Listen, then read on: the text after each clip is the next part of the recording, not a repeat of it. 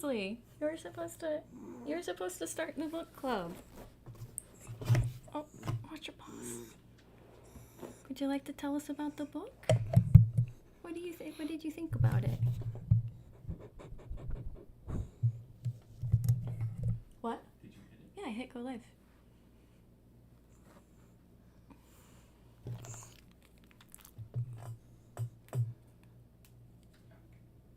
We're good? When the Oh, sawdust settles. oh, jeez. Oh, jeez. It worked? Yep. Okay. Okay, can I sit with you, buddy? Can I sit with you? Excuse me. Okay. Can I have a little bit of room? Okay, there we go. Okay, this is really weird. And I'm not used to this, so bear with me here. Okay, I think... Oh no, where's my thing? Okay.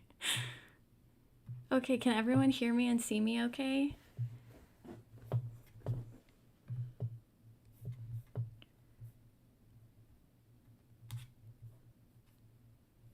Hello. Yes, okay, cool. There's a delay, so it's just kind of weird. Okay, cool. Okay, hi everyone. How's everyone doing? I'm also a really slow reader, so this might take me a minute to look through the comments and stuff. Oh wow, okay, so we have people from Australia, from Texas. Where else is everyone from? The East Coast.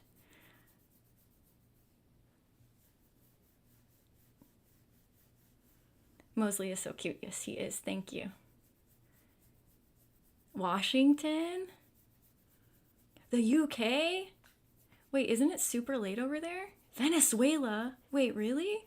San Francisco, New York, Louisiana. This is so cool. West Virginia, Florida, Prague, Germany. Wow, this is crazy. 2 a.m. Yes. Kentucky, Mexico. Wow, that's so cool. That's so cool that I mean, the internet can be a shitty place, but it's cool that we could do stuff like that. Hold on, let me move Mosley really quick because he's taking up the whole chair. Can you get down, buddy? Thank you so much. Okay. All right, so yeah, let's talk about Illinois. I always pronounce the S at the end. I have no sleep schedule. Me too. Yeah, I feel you there. Florida, Kentucky. That's so cool. This is really cool. Okay, so I think today I have a bunch of notes from when I read the book, but also I read this book like a month and a half ago. So there are probably going to be things that I miss and, stuff like that. But I have a bunch of questions to ask you guys, and I want to know how you guys feel about a bunch of stuff in it. So I'm just really excited to talk about it. And then, yeah, at the end I have kind of just some wrap-up stuff. And then we'll do a poll, and we'll see how you guys felt about the book. And then I also, maybe we'll talk about... Oh, hold on, my cat. Sorry. Come here, Marla. Come on. Oh, you want to go out or in? Okay. Sorry, my cat is probably going to be a nuisance most of the time. But yeah, and then I wanted to talk to you guys about Patreon a little bit and see, and just, yeah, talk a little bit about that. But otherwise, yeah, I think we're just gonna discuss the book. Are you guys ready to talk about The Eyes Are the Best Part?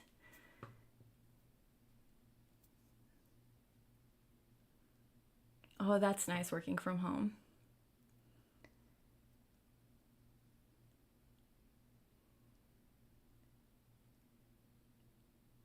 Yeah, that's how I feel. The well, I remember a lot of stuff about the book, but I don't know if I'll remember every single talking point that I wanted to talk about. I probably should have read it closer than when we were doing the live stream, but it kept getting pushed back and stuff. So hopefully we'll all, chime in and then we can all remember different parts if we forgot anything.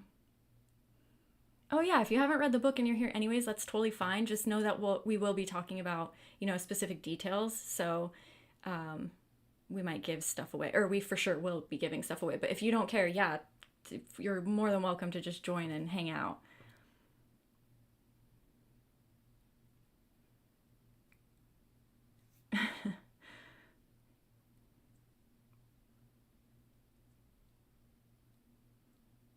Oh, yeah. Okay, cool. Okay, so let's just jump in. Let's talk about this. I'm going to go in order. So instead of having it be like grouped things that I usually discuss in videos, it's going to be more the order of the book, just because that's how my notes are written. So it might seem like it's a little bit all over the place, but I think we'll get there eventually. So I felt like the first interesting part of the story, well, first, for anybody who hasn't read the book, I guess we'll just give you a quick synopsis just in case you guys don't know at all what it's about. So it's basically about this young girl named Jiwon. I think is how you pronounce it, but hopefully she doesn't hear me because she does not like when people mispronounce her name. She might eat my eyeballs. So, but it's about her story. She's our main character, our narrator, and her life is not going really well. So her father has recently left the family, and it's really hard on her younger sister. I'm gonna have an even harder time pronouncing her name. Her younger sister's name is, now I can't even find it. Hello. I knew it was just in here. Okay, well, we'll get to it eventually. But anyways, her younger sister is having a really hard time with their father being out of their life, and she is having a hard time with friends socially. She's having a really difficult time in school, and she's having a difficult time coming to terms with the fact that her father has left. So she's crazy. She's so crazy. And oh, thank you. Yes, that's her sister's name. I don't know how to pronounce that. Ji Hyun, maybe? Is that how you guys would pronounce that?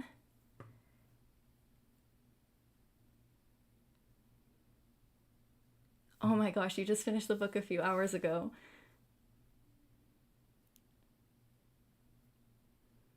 Okay, cool. So, yeah, so she's dealing with all of these things. Then her mom brings this boyfriend into their lives, and her sister do not like him for different reasons, it seems, but she seems to put all of the blame on this man. And so she starts having dreams about eating eyeballs that resemble his. But again, we'll talk more about the symbolism of the eyeballs and what everybody thinks about it and all that kind of stuff.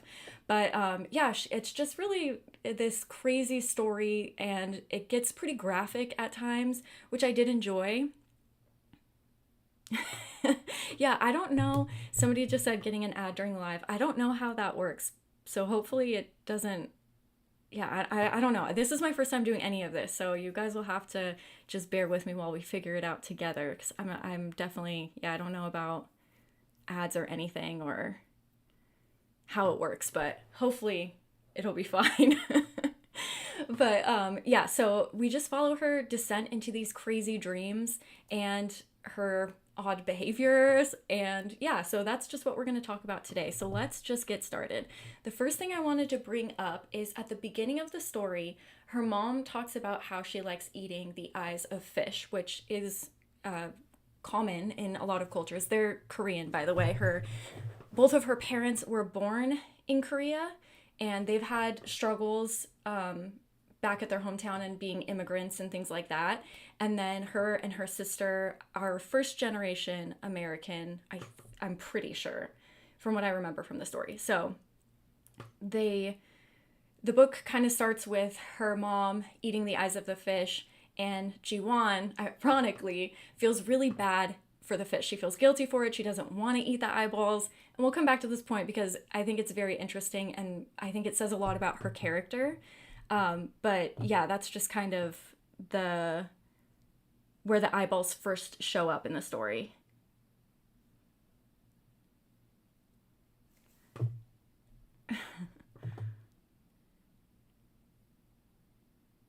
Okay, the book made me hungry.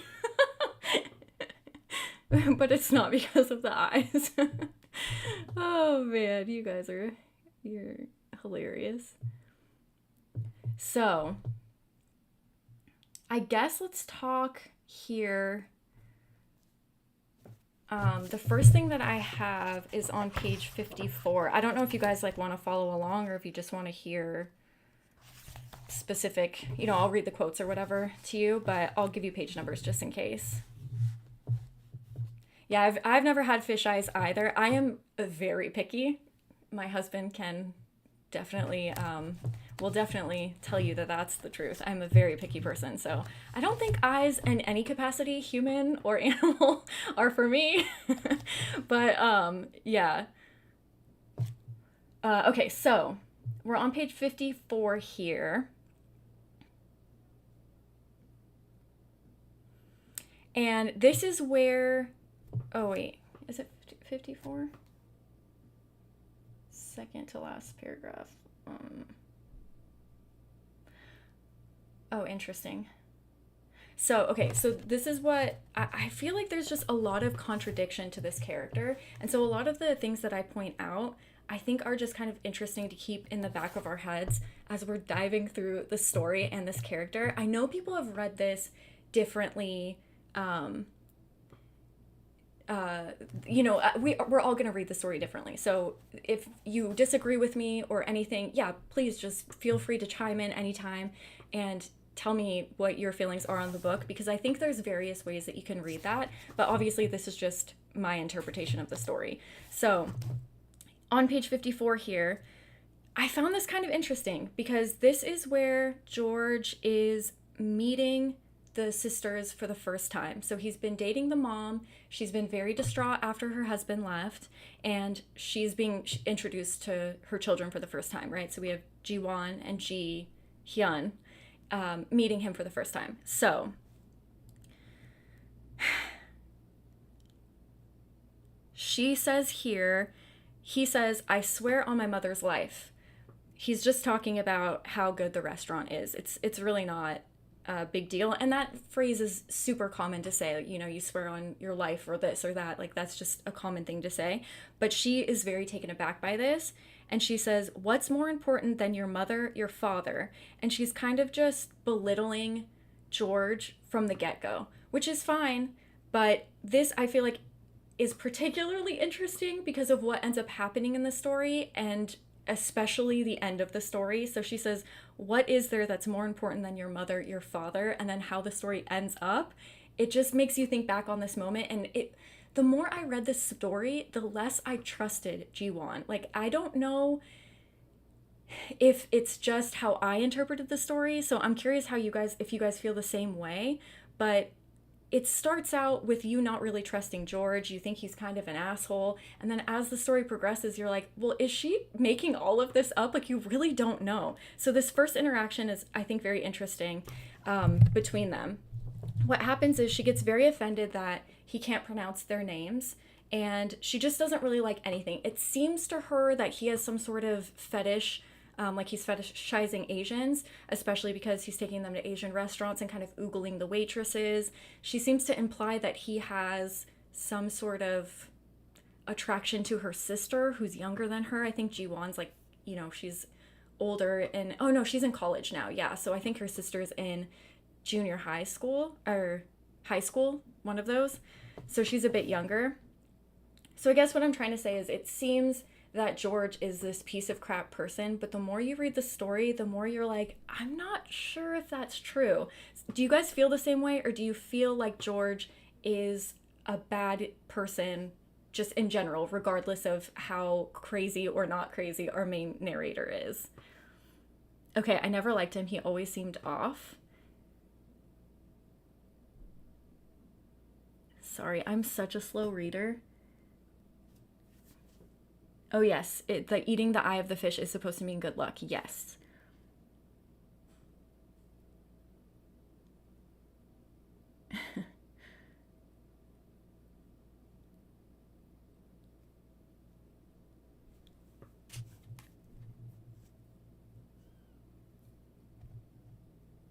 Yes. So it seems from the beginning, you're right, that she does pick up some sort of weird vibes from him from the get go for the littlest of things. Yeah. So she's kind of focusing on every little thing that he does wrong because she's already made up her mind that she does not like him. Okay. This is such an interesting point right here. You said that it's a little too much of a cartoon villain. Okay, please keep that in mind while we're reading this because this was exactly my thought of him and every male character in this book. They're all caricatures. They're not real people. Every male in this book is horrible, awful, and particularly the white males. And so we'll get to that too. But they are caricatures of people. They don't feel real to me, at least. But yeah, I don't want to get too far ahead.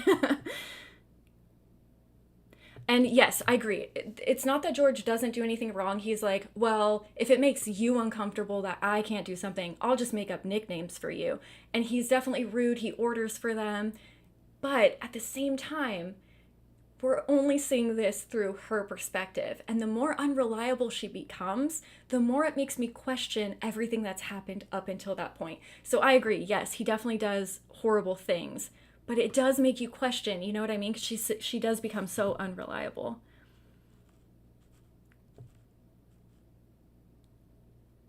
Okay, thank you. Her sister is 15. Yes.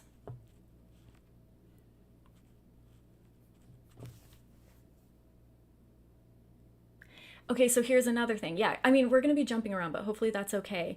Um, you said that he's shitty because he's cheating on her mom, which, yeah, if that's true, I agree. But again, she's the only one that sees that. She's the only one that's experiencing these things.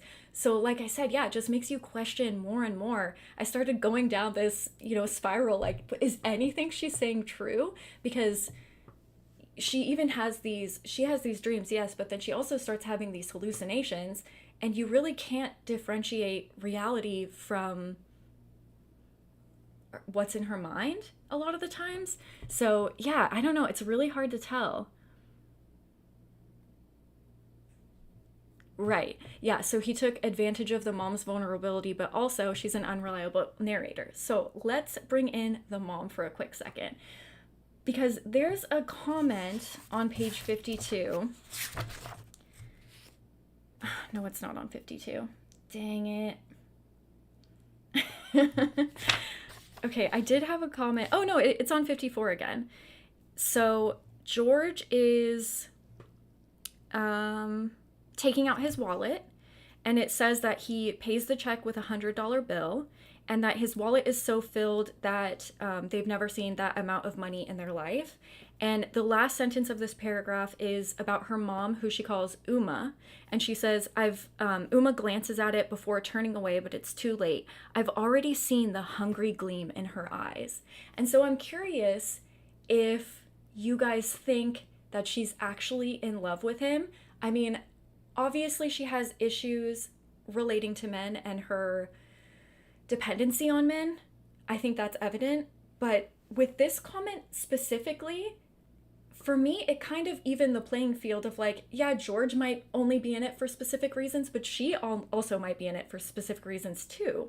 So I don't know. There's so many comments like that that just made me not trust anybody in the story. Do you guys feel that way too?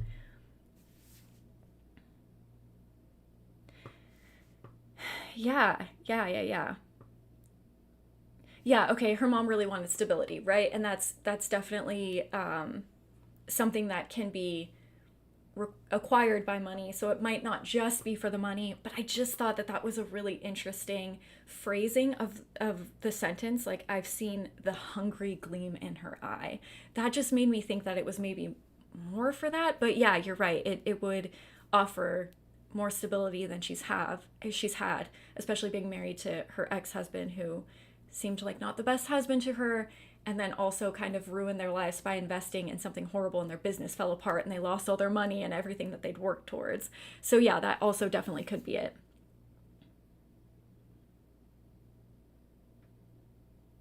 Oh, interesting. You think that she wanted to have a partner that was so different from her husband, like the polar opposite of him. Yeah.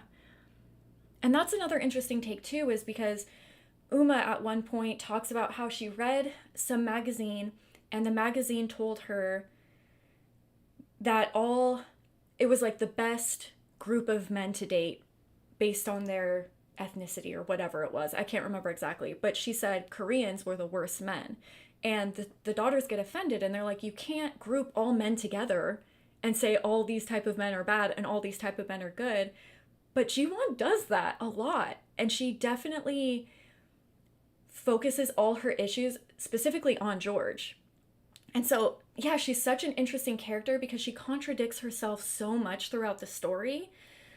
Um, did you guys feel the same way about her? I know a few of you said that you didn't trust her, that she was, not your favorite character.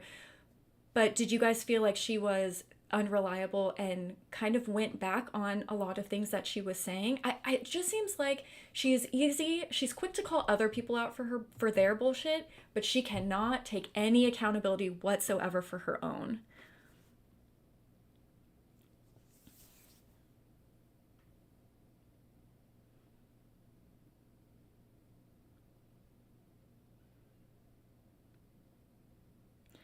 Um,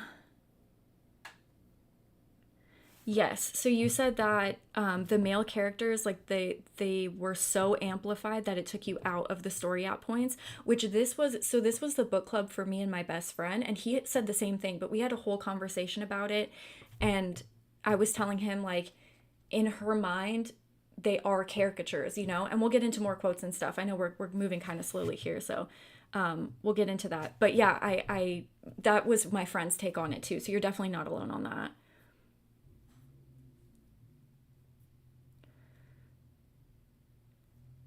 Yeah, reading the mom's issues with relationships was quite difficult at times. Yes, and she had her daughters to take care of, and it seemed like she was a little bit more focused on her own feelings than she was about being the strong member of the family after the husband left, or yeah. So yeah, that was hard. But I understand, she's definitely got her issues, and with her upbringing and things like that, how that could affect her. Yeah, because it seems like she had a lot of issues relying on other people and kind of getting validation from that. So I can understand how her harsh upbringing could be a reflection of, how she was as an adult. Oh, interesting. The mom was also emotionally manipulative to the daughters. That she thanked her mom for the support in writing the book, and her real mom was nothing like that. Okay, see, that's something that I don't fully remember from the story. So it's interesting that you brought that up. And man, see, I wish I read it sooner. I should have reread it again. Okay, I clocked her as unreliable, especially with the situation with her old friends. That is something that we're going to talk about in just a second.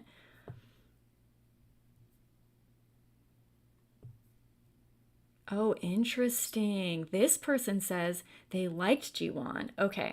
So I think this is kind of where the divide comes in the story, because I feel like there are people that get to the end and they're like, you go, girl, you eat his eyeballs. He deserved all of it. And then there are other people who read the book and go, no, she's unreliable. We can't trust anything she says. We're not on her side at all. So yeah, that's so interesting how we can read books so differently.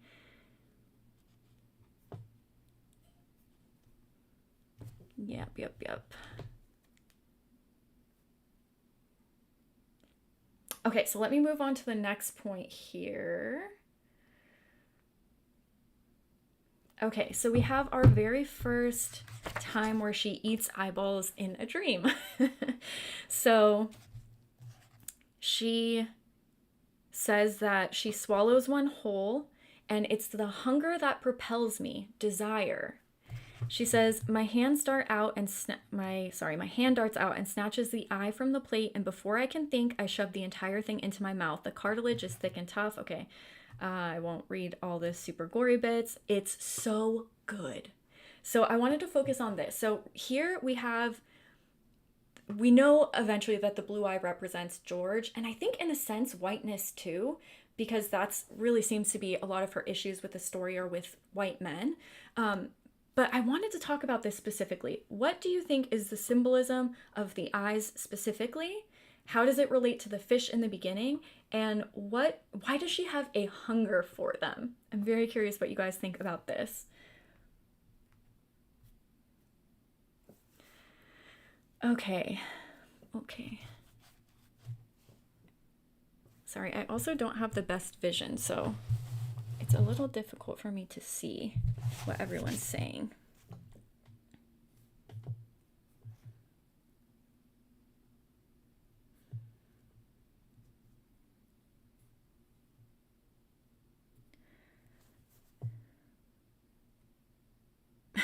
The descriptions of the eyes, it went into detail. It did give a little feel of like that American Psycho, like the hunger to just cause harm to other people, and the unreliableness of it. And so, yeah, there were definitely aspects of the story that I really liked. I did enjoy the really gross scenes with the eyeballs.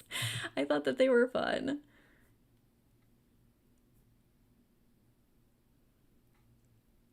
A lot more eyeballs eaten than expected.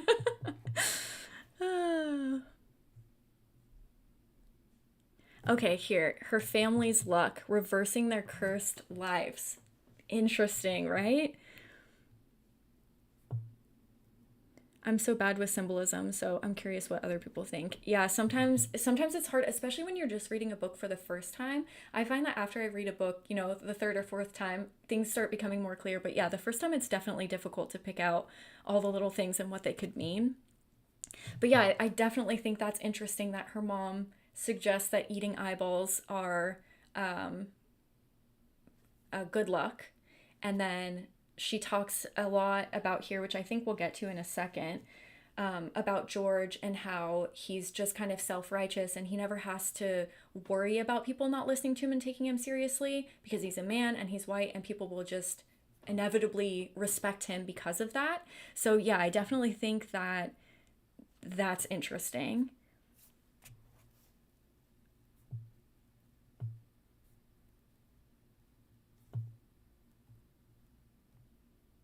Oh, here's another one. He was always staring at her. This too, because she implies that George is looking at her sister a lot, but it seems like her sister isn't uncomfortable with George in that regard. She doesn't seem like there's anything inherently, at least from my reading and my interpretation of the story, anything sexual going on there. It seems to me that the sister's rage is just solely due to the fact that her father's missing and she's blaming George for that. So I think it is also, yeah, interesting that she talks so much about his eyes and where they're looking and this and that, but no one really corroborates that. And although her mom has issues, it's tough for me to believe that he would be oogling her daughters and she wouldn't have a problem with it. But then I don't know, she is very like pushes everybody aside for her own happiness. So yeah, maybe, I don't know.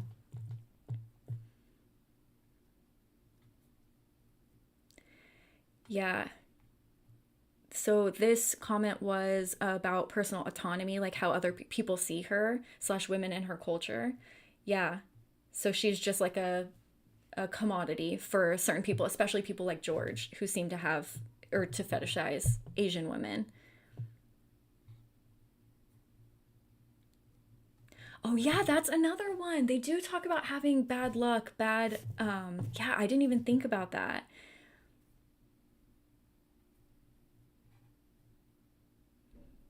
Okay, interesting. Yeah, you guys have some really interesting points here.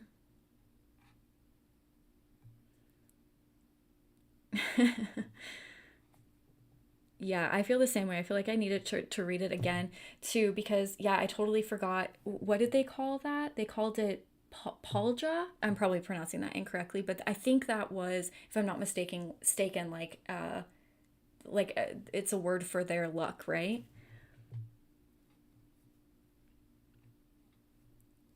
Oh, but that's also an interesting point. She might be overly concerned with how others view her. See, isn't this so cool? This is why I love literature. I can ask one question about the symbolism of the eye, and we can get 30 different answers that all make sense to the story. Or justice is blind. Yeah, all of these are great answers.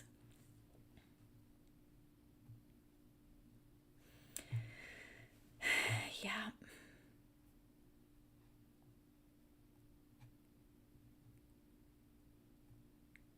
Thank you, thank you, thank you, thank you. And thank you guys all for being here. I was very nervous to do this. I don't know how any of this stuff works. Also, give a round of applause for my husband because the only reason why we are here is because he set everything up. So, yeah, thank you guys all for being here and just talking books with me and, watching videos and all that stuff. It's just cool. I haven't even seen. Wow. Okay. Yeah. Okay. Wow.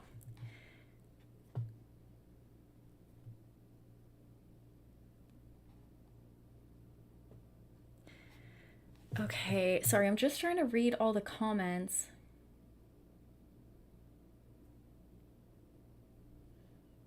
Hmm.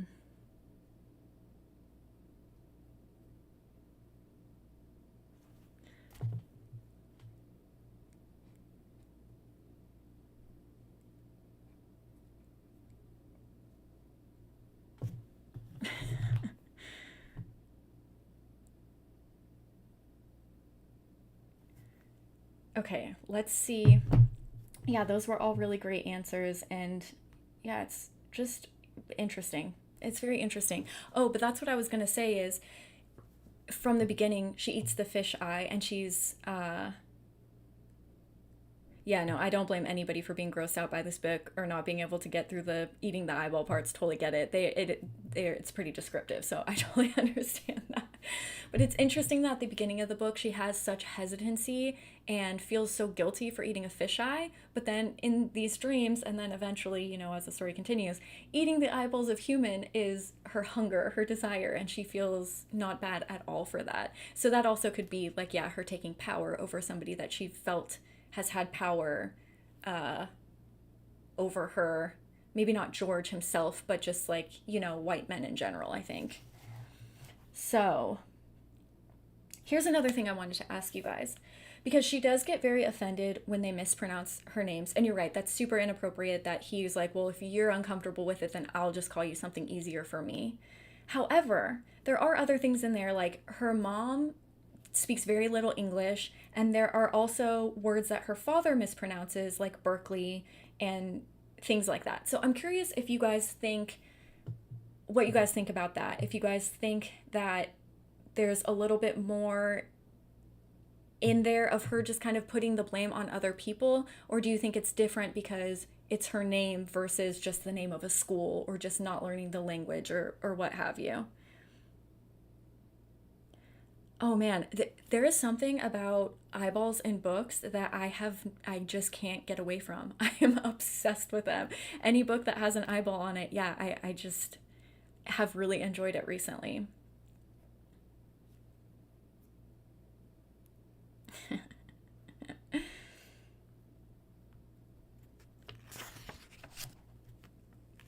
Oh, this is a good way of putting the book. This book is like someone's intrusive thoughts written on paper.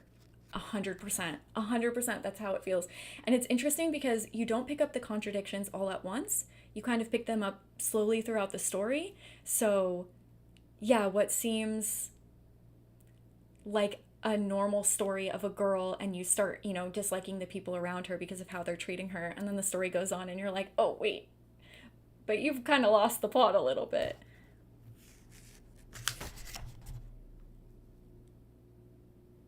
138. Okay. And there's just so many great quotes in here. Like this one I just flipped through. It says, his fear is palpable and it is delicious. Like there's just so many great lines that are pretty disturbing, especially for a young girl to be saying. And maybe that's also the point. I never thought about this before, but she does talk a lot about women not having the power that men have, and also just thinking of like a Maeve Fly type of book, how in the beginning of that story she says it's so easy for us to accept horrible things that are done by men, but when a woman does it, everyone's like, whoa, that's crazy. But the whole point of that story is like women can be just as ruthless and violent as men can. But what's really interesting is if you go to Goodreads and you look at the reviews in Goodreads, a lot of the reviews are like, oh, she's just a pick me, she's this, she's that. And I'm like, you're kind of proving the point of the story though, right? Because the whole point of that book is that women can be just as senselessly violent as men too. and you're using this derogatory terms because she's a female, like that, you know what I mean? So that also is interesting, even in this book, how, yeah, she's a young girl and you wouldn't expect her to be so violent, and that's the way that she gains power. I don't know. Oh no.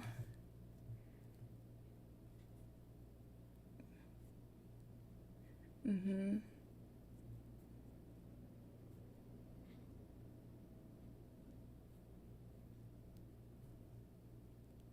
Oh, interesting. Okay. I think it had a lot of good social commentary, but I wanted more horror and a little less family drama. Yes, yes. Yeah, it kind of reminded me, like, if you're, I don't know if your parents are divorced, but like if one of your parents starts dating someone and they bring him home and you just like, you kind of take out them taking your parent away from you too on them. Like there's so much that you project onto somebody when you're younger that's introduced into your life, whether it's good or bad. You know, sometimes it's a very positive thing. But yeah, it definitely gave me that feel, like a young child being introduced to somebody's partner, just immediately hating them.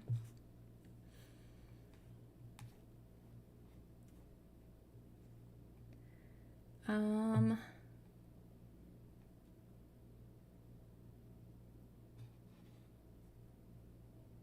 oh, interesting. Yeah. Yeah, I don't know. I liked the writing of it, and I thought that there was a lot of symbolism and stuff below the surface, and I thought that she did a really good job with a lot of things. And mind you, this is this author's first book. Like this is an impressive first book for me, you know. I didn't love everything about it, and we'll definitely get to that at the end, but I thought that it was pretty impressive. So, yeah, I think we kind of talked about this in a roundabout way, kind of her associating all men the same, particularly all white men, and how she kind of puts all the blame on George. Actually, yeah, let's get to that here. Oh, maybe I wrote it in my notes because there was a specific page where she was blaming George for everything, and for some reason I don't have that page number. Darn. I just had it. Is it this?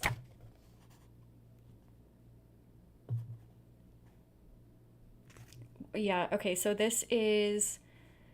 She says George's power doesn't come from the fact that he's a guy, it comes from his whiteness. She says we girls are taught from an early age that we are demonstrably inferior to our male counterparts. We are smaller, weaker, stupider.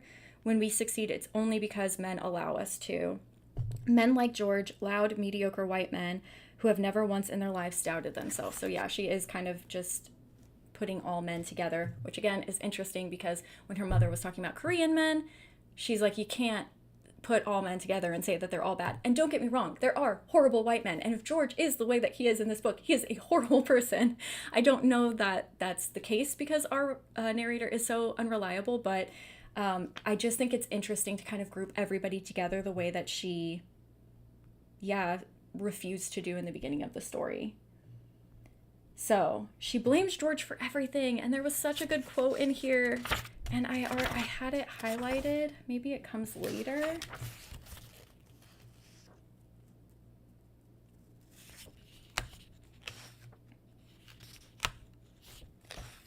Darn it.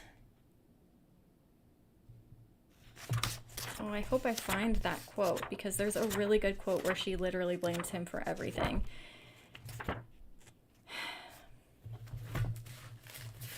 I think I took my notes from my phone, so.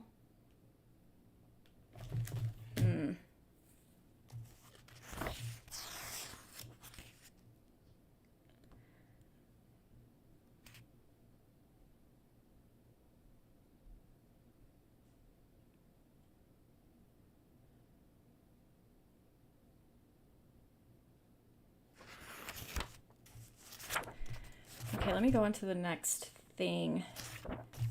As I think this also is further proven. Sorry, is the page turning really loud into the microphone. Yeah, sorry. No, I'm taking so long to read the comments, so I think it probably looks like I'm freezing. Okay. I think also with her kind of relating all men together, I think that this is evident here. I don't know if this is a dream or if this is something that supposedly happened or if it's a hallucination. I don't know at this point in the story because it's been so long since I've read it. But this is where she has taken someone from the coffee shop and she is planning to eat their eyes. But she keeps saying it's the guy from the coffee shop in the backwards cap. And then she says, it's not backward cap, it's George. And then she says, no, it's not George, it's Jeffrey.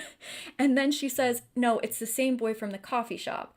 Then she says, I use my remaining energy to wrench out his eyeballs. So I think that this further proves that it doesn't really matter who it is because she kind of looks at all of these men the same way.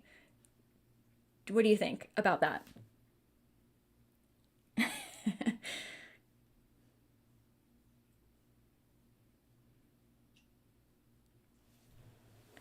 Hi, hello from Toronto. Hello. Yes. Yes, yes, yes, yes, yes. Yes. So it is very interesting. Okay, this is a really interesting point that you bring up because you said that it's a lot of tropes about boomer white men and also soft, nice white men. Yes, absolutely. And what's so interesting, because Jeffrey's the name of her friend, right? If I'm not mistaken. What's interesting is she really likes Jeffrey and she's totally fine with him until someone else points out his flaws and then all of a sudden she has a problem with him. And I'm not saying that he doesn't do things wrong, but also it's from her perspective. So is he really stalking her or not? Again, we really don't know.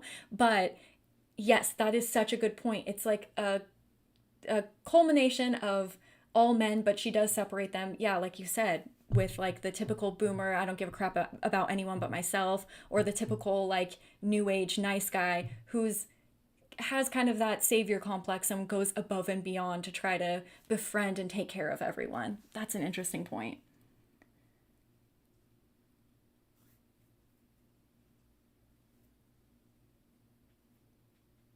Yes, it's another nod through the perception, through wait, a nod to perception and like the eyes. Yeah. Hello from Texas. Hello, hello. Yes. Yes, yes, yes, yes, yes, yes. Oh man, you guys are bringing up such good points. I don't trust guys named Jeffrey.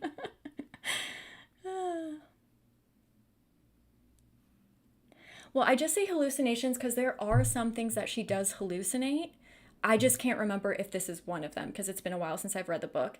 But there are things that other people prove that aren't fact in the story that we see through her perspective. So I don't know that this is a hallucination or if this actually took place, or I have no idea.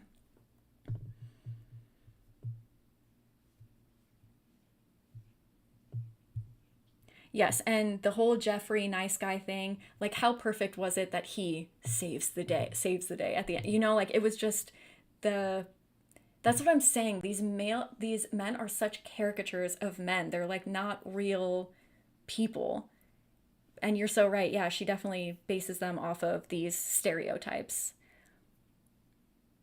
Mhm. Oh, we'll get there. Oh, we'll get there. um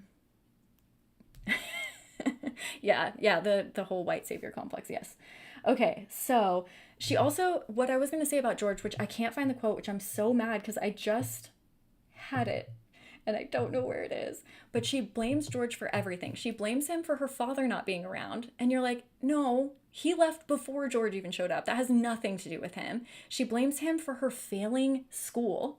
She just has no ability to take out she has no ability to take accountability. She can't take accountability for herself at all. And so I just think it's interesting that even if we don't like George and even if you believe what she's saying, he cannot be blamed for all of her issues, and that's what she does. That's what he represents. That's what I to me the eyes represent, is just, yeah, her blaming George for everything.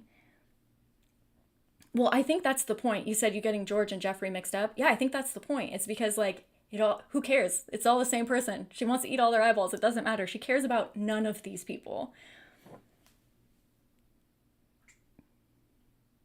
Yes, all the characters in the book are pretty bad, which is also an impressive thing for the author because writing a book where you can't relate to any of the characters and you're kind of disgusted by all of them at one point or another, there's maybe one character that seems decent and everyone else kind of sucks.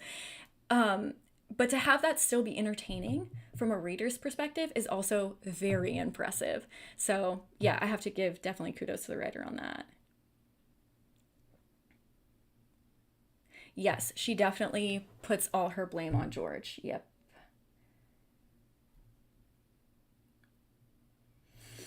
Okay, we read that. They're all the same.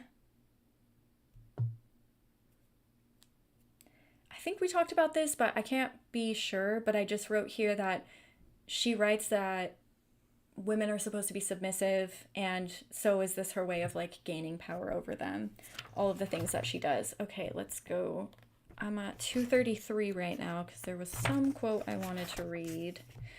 Oh, I just thought this was interesting. I wanted to know what you guys thought about this. This is just a little, I think it's just an anecdote from their childhood. She's talking about picking flowers and how she was going to feed one to her sister. And her mother says, "You both need to be careful. I know that plant is pretty, but poison is everywhere, even in the places where you least expect it."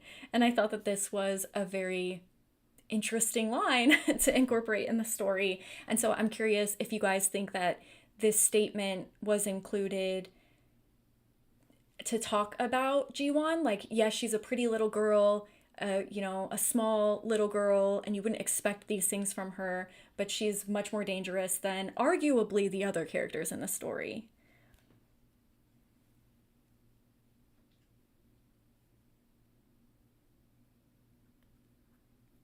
Ooh. Okay, we're gonna come back to the brain tumor, but yes, this is really interesting because I had so many questions about the brain tumor too, but this person says, "I think the brain tumor was Monica Kim's way of saying, if you think this is going to be the explanation for Jiwon's rage, you clearly weren't paying attention to my book." That is, oh, I love that. I love that. That's fantastic. I had so many questions about that too. You guys have brought it up a few times, and we'll get to that in just a second, but absolutely. Yeah, that is so interesting, right? Because yeah, okay, let's not get ahead of myself. I think I just have a few other things before we get to the brain tumor part. But one of my favorite quotes, or one of the lines in here that I think really stood out to me was on 247 here. Oh my gosh, I can't read the page numbers. 247. Hello? Where her mom is making these flowers for this wedding it's supposed to take place between her and George. And again, we don't know what happened. We don't know if George broke up with Uma and then began dating someone he was previously with. We don't know if that was a thing that was said before. You know what I mean? We only see it through our narrator's perspective and what she sees her mother saying. And because her mother's, got her own issues in relationships, maybe that did happen. She had a really hard time letting go of the father after he left as well. So it could be the same thing with George. And I'm not saying George is completely innocent in that, but I think he gets a lot of the blame in the story, and I don't know that all of it is his fault. But anyways, she's making these fabric, I believe, roses for the bouquet and the arrangements and stuff for their wedding. So she says, "The flowers were clumsy to begin with, but now because she kept crying all over them, they were completely unusable. The pile of ruined flowers continue to grow at her feet, but she doesn't stop." I just loved this line because the flowers are something that are used throughout the story, and at first they're supposed to be happy because they're used as, oh, interesting, because the other thing was a flower too, that it was poisonous. Anyways, it's interesting that at first she's making them and it's a happy mood, and then she's sad and they're all saggy and they're not the best quality, and then she's crying over them and they're completely unusable. I just think there's so much symbolism in this book and so much under the surface that I really did think that the writer put so much into this, So regardless of how you feel about the book either way, I still think that it was really well written. And that's another good point. I wonder if the mom also had similar delusions. Like, we really don't know. We don't know.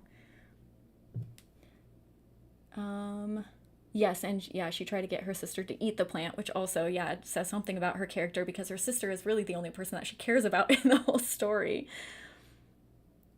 Um, yes, yes, interesting.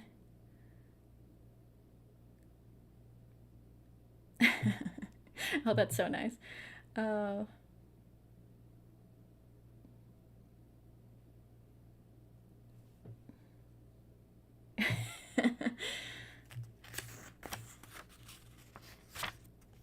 so, yeah, I just liked lines like that throughout the book where, I don't know, you just really got to see what was going on below the surface and how much work and care the author put into this story. I'm just going through to see if there were any just good quotes that I missed. Oh, what about this one? Optic nerve sliding down my throat like spaghetti noodles. Oh, it's got some good stuff in here, you know? Oh, was that what I was looking for earlier? Oh, this is what I was looking for earlier. She says, "My rage boils over." This is about George. This is obviously G1 talking. She says, "My rage boils over. It's his fault. Everything. He's the reason I'm having nightmares." Is he though? He's the reason I'm failing out of school. Is he though? Worst of all, he's the reason my father will never come back. Is he though? So the things there she's blaming him for are all things that I feel like are out of his control. So it's interesting that she's not even blaming him for the things that could potentially be in his control. Cheating on his mom. I don't know if that was before or after. But the things that, actually could be within his character that you could pick out his flaws. She's blaming him for things that, yeah, I don't think that he's responsible for. Oh, thank you.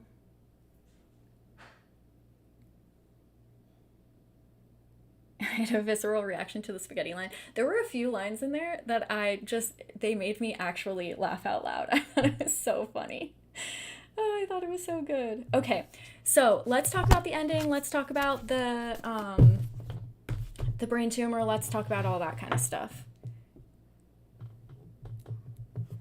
There was one line that was so funny too. I posted on Instagram. I don't know if you guys saw it, but it was something like, "Last night I ate a homeless man's eyeball, so I'm having a tough day, all right?" Or something like that. It cracked me up. It was so funny. Oh, you know what? We didn't even talk about her friends too. So for those of you who didn't read the book, or for those of you who need just a reminder, what we were talking about, how she's horrible to her friends, it was something like she couldn't go to the same college as them or something like that. So what she ended up doing was, because they had a group of friends, I think it was like 4 girls, she ended up hiding something from one girl. It was like a bracelet or a piece of jewelry or something in another girl's house, blaming it on that girl and trying to break apart the friendship because she couldn't be included or felt left out, that she wasn't going to college with them. So I feel like that just shows her character and who she is more than a lot of these things. And so even if we can blame the other people in the story, I think that we get a good sense that she is unreliable and that she's just kind of in it for herself, which is so funny because that's exactly what she's projecting. That's what she says about George. That's exactly what she says about him. He's in it for himself. He doesn't care about anything unless he's involved in it. And I feel like that's her.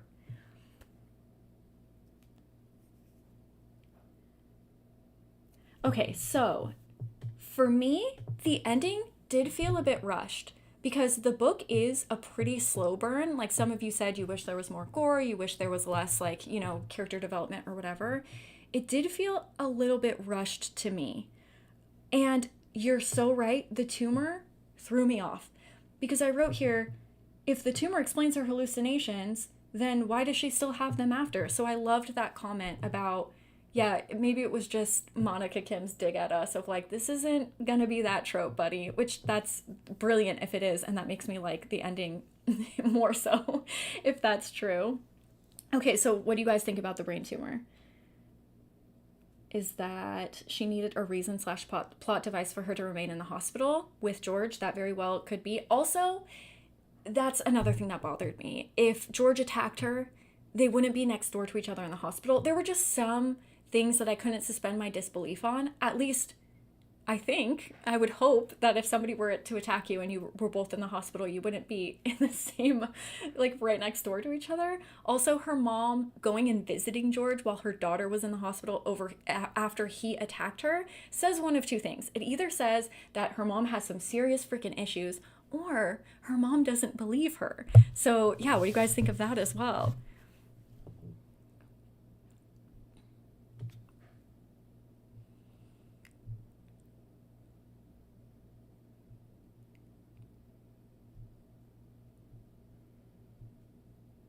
Um,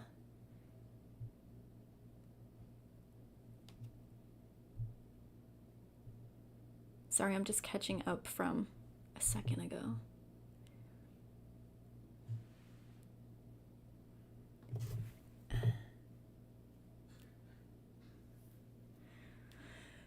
Right, yeah. And so that's also another question too, is what was real? Because she's going around murdering people, eating their eyeballs, and the cops are just like, "Oh, you're good." So, yeah, that's also definitely another question.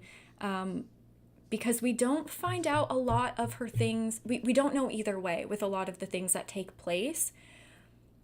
Even like, for example, her when she ate the homeless man's eyeball, there were no other witnesses, there was no one around. Was this a delusion? Was it just a dream? Was it something that actually happened? Yeah, we don't really know. We don't really know if any of it happened. And that's another reason why I feel like it was a little American Psycho-ish, because I think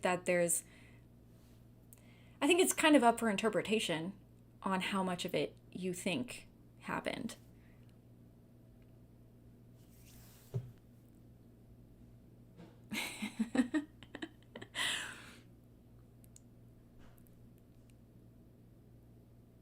Oh, I'm so glad. I'm so glad that even though you didn't read the book, that you're still enjoying just hanging out. Yeah, see, that's what I'm saying. People were either like good for her, kill all those people, or this bitch is crazy. What is going on?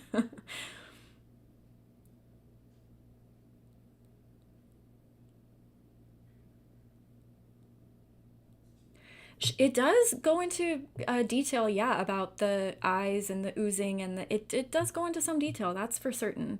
But it's also not like other people were saying, it's not filled with blood and guts 24/7. Like, I say that it kind of gave me an American Psycho feel, but it's nothing like that level of craziness. But it does go into some detail, and there are some lines that make you go, ooh.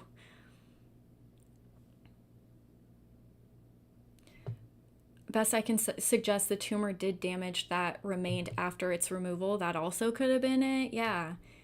It felt like it came out of nowhere. It blindsided me, that tumor. I was like, what? Wait, what?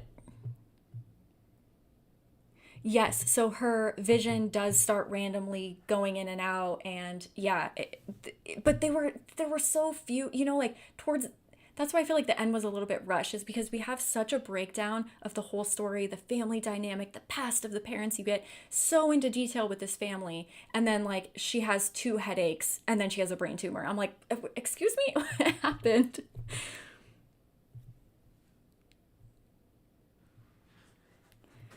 Okay, so you think that her mom chose George, so she chose romance over her children, which yeah, that definitely could be.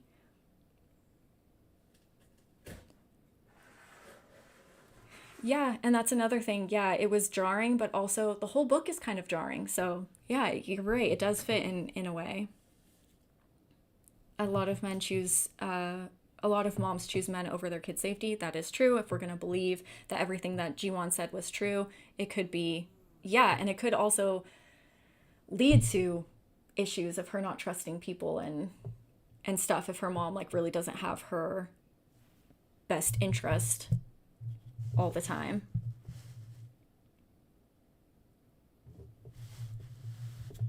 I don't remember anything. I don't remember about the police report. So Alexis is, I believe, her other friend from her school, the one that said, "Oh, I don't like Jeffrey," and then all of a sudden she didn't like Jeffrey too. And maybe that was just her opening her eyes to Jeffrey's antics. I'm not really sure. But yeah, I don't remember the police reports. So there are things that could have for sure taken place. But yeah, I don't really remember. It's been a while since I've read the book. Oh, that's okay. That's okay. Well, I'm sure we'll do more of these because this is really fun, right? Well, I'm having fun.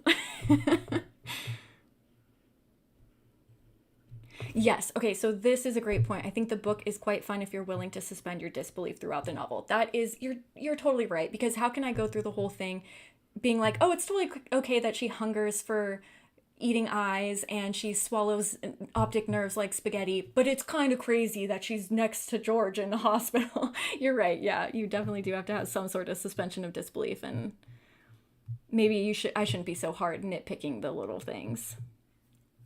Okay, where was I? Hello, Della.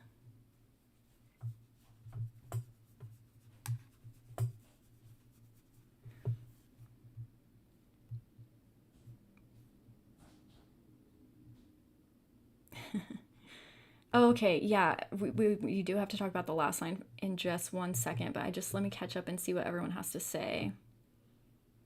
Oh, would you like to give your thoughts on the book? No? Okay.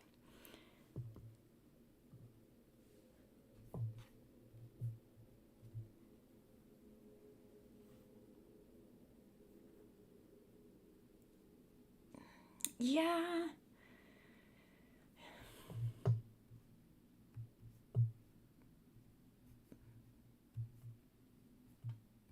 Could the tumor be connected to the symbolism with the eyes? It's impairing her vision. Ooh! Like how her perspective of things is impairing her quote unquote luck. Okay, so that I think is definitely, it could be a connection, right? I like that. I like that a lot. And that would make more sense to it. So yeah, it just kind of depends on what the writers, I love this, do it every month. I think it depends on what the writer's intention was. I mean, it doesn't matter. It's, for me, I think it's how people perceive it and what they take from it.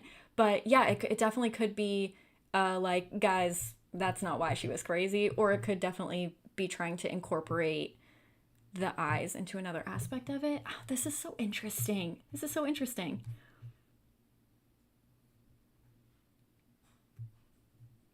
And I like how this is very wholesome and fun. We're just talking about eating eyeballs.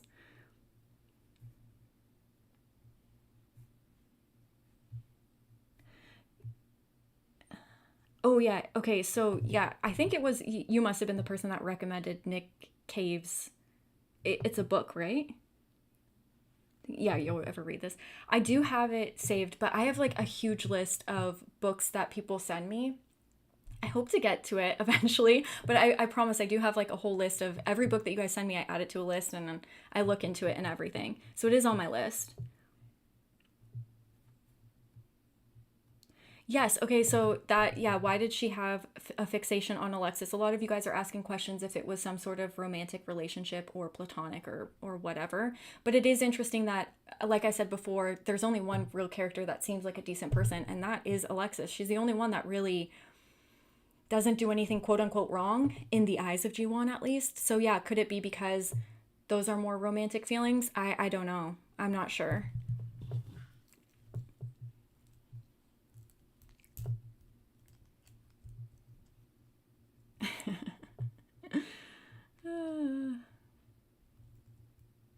Okay, but okay, let me ask you a few questions.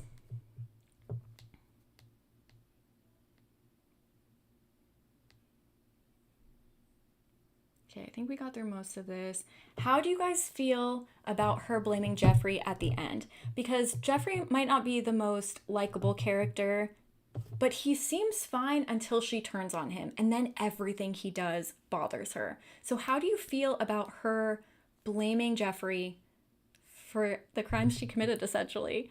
Um, yeah, and you know what? Oh my gosh, that makes so much sense because he's like the white savior, and so he's like taking all that on himself. Whoa.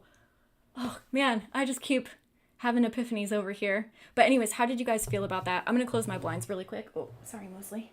Give me 1 second.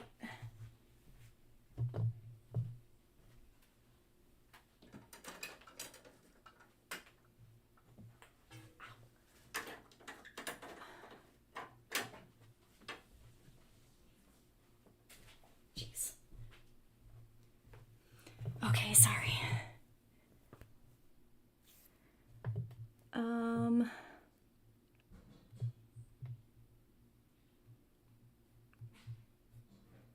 oh, that's interesting. If she did have feelings for Alexis, then that could uh, intensify her hatred for men. Yeah, interesting. It could be. So, yeah, I guess that also could be right. So, she's okay with Jeffrey, and she may even think about him.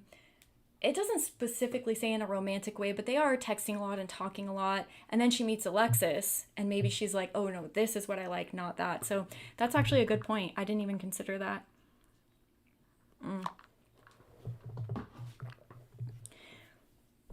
Yeah, at least he got to keep his eyeballs.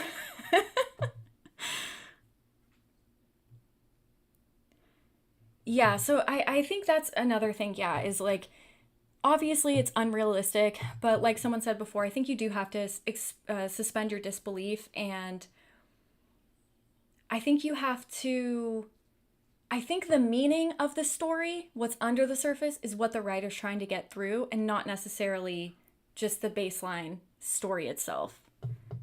At least that's what it seems to me. But yeah, I agree. It was kind of a bummer that Jeffrey got blamed for everything. But now that I'm thinking about it, that like white savior complex, it makes perfect sense for how his character was throughout the whole story. Yes, don't worry. Don't worry if you have to go. We're gonna talk about doing another one. I was nervous. I didn't know how this would go, but I think this is okay. I think I'll only get better at it as time goes by. So I don't think this will be the last one. Right. So Jeffrey was annoying, but he didn't have to go to jail because he's a manipulative guy. Yeah, for sure.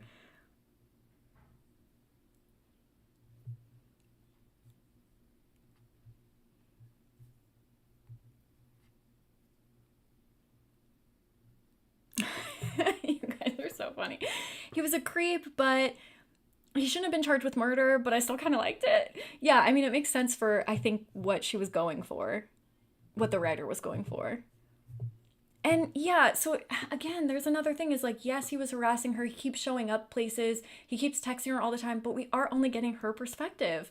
And so it's just interesting how the first half of the book, she's totally fine with him. He doesn't bother her at all. She's texting him back all the time. They're making plans to hang out and do this and that. And then the second Alexis says something, oh, he's stalking me, you know? So I don't know if I believed that he was as big of a creep as she was letting on to, like, trying to make us believe, or herself. Mm. Yeah, I did forget until you said that he like grabbed her. But then again, she also talks about eating homeless people's eyes. So I don't know. I don't know if I trust her. I like that he got blamed. Yeah, see, that's the hard part that I have trouble with is like I don't know what the intention was behind the story. I'm not sure if it's like a feminist kind of thing or yeah, I don't know because she's so unreliable and to me, not a likable character. At the end, I'm not like, go girl, go eat those eyeballs. I'm like, you're nuts. You're nuts. So yeah, I don't know. It's interesting, but yeah, it's funny how many of you guys like the ending. Yeah, she completely turned on him.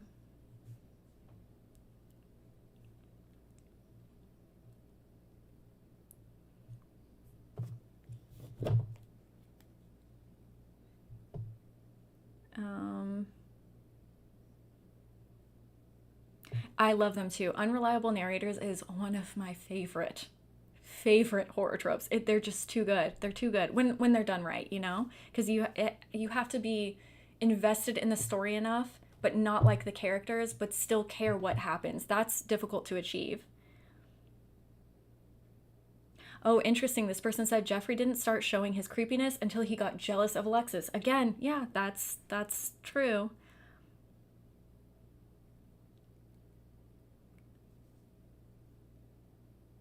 Okay, yes. So, I have a few more questions for you about this.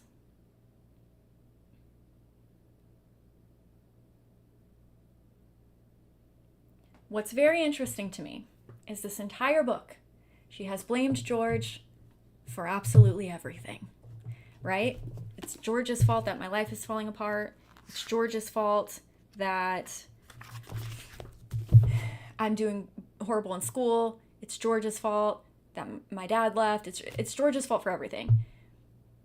And we get to the end of the book, and she goes, okay, well, I'm going to kill George. I'm going to eat his eyeballs. I'm going to kill him. And then I'm going to blame Jeffrey for it.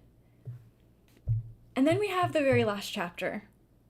And she's talking about, in spite of everything with George and Uma's distraught. She's mourning him, weeping, crying, blah, blah, blah.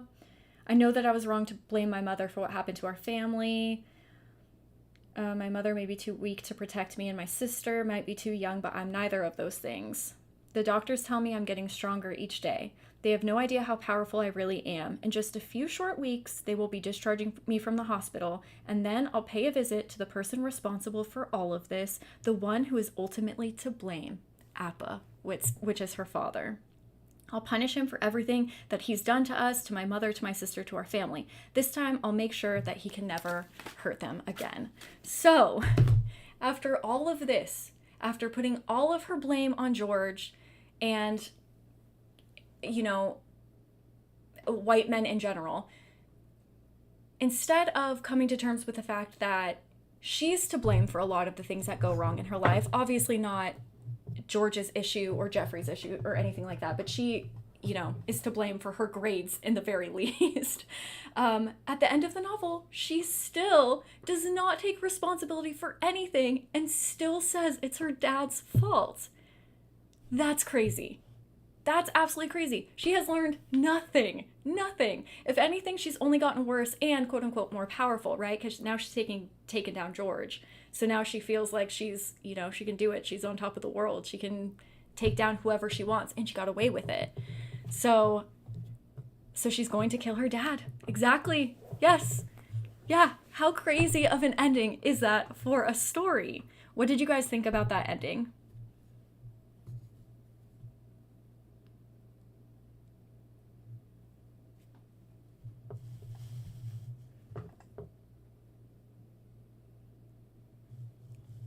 Yes. Sometimes it is very nice to not have just like a happy, everything wrapped up in a perfect bow at the end of a horror story, especially one that's so gruesome and graphic as this. And I think in a lot of ways, when you don't like the characters, you almost don't want everyone to have a happy ending. Yes, she's lost it. She's lost it. So then you read this and you think back to everything else in the story, and you start questioning everything. You start going, was George actually cheating on her mom? Or did George break up with her just like her dad did, but her mom couldn't handle that? So she's still planning this wedding, pretending things are fine, even though they broke up.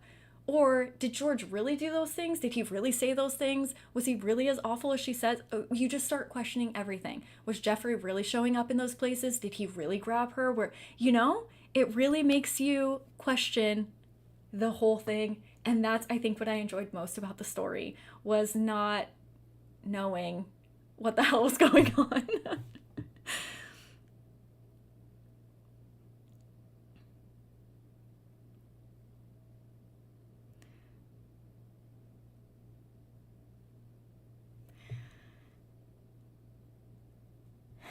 Interesting. Okay, so if you could explain more the allegorical work, the 3 versions of male injury to women. I'm not really familiar with that, but I would be interesting to know how that pertains to the story, because that's interesting.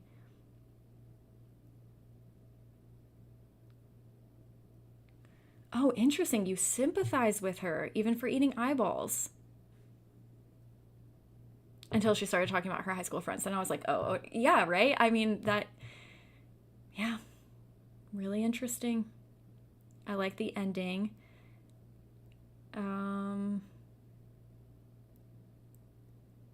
Yeah, and I'm rooting for her. See, I'm telling you, it's just weird how we can all read the same book and have such different ideas and views of it, how it makes us feel.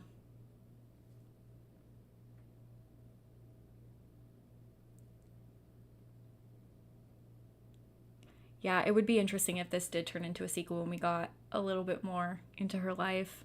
But all in all, I mean, the writer really impressed me. I thought it was extremely well written. I thought there was a lot to, I mean, you guys know that's what I love the most, is digging under the surface of books and finding more meaning than just surface level, and I think that there was so much of that in this book.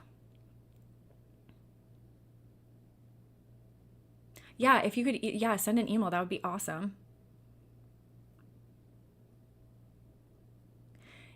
Okay, yes. So, this got me thinking too, because the dad doesn't reach out. The dad just leaves in the middle of the night. Now, obviously, I'm not blaming Jiwon for anything. I'm not saying that it's her fault that her father left or anything. But it did make me think, like, what happened in that household for her father to just up and run one day, you know? So I don't know. I'm very hesitant to blame anybody in the story because I just don't have the facts. So it's really hard for me to point fingers at anyone. And all we get is Jiwon's perspective, and her perspective, even of herself, isn't that good, or what we get from her perspective of what she does, you know? So yeah, there's just, it's just really hard to blame anybody in the story. But it did make me question what happened at that household. Why did her father leave? Like, his daughter's in the hospital and he doesn't even care. That's odd, right? And I will definitely read more of her work in the future.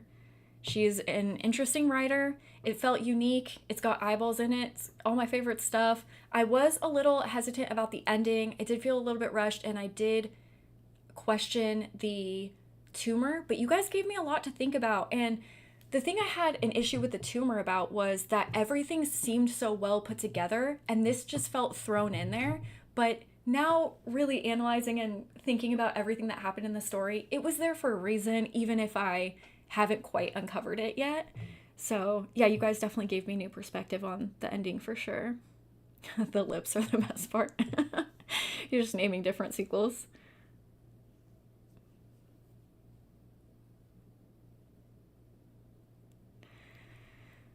Yeah, that is true. The father, it could have just been simply that he never wanted that life with Uma. And we do get to learn Uma's manipulation and how she almost like forced him to be with her at one point. There was something like that. I can't remember exactly. She lied to him or something.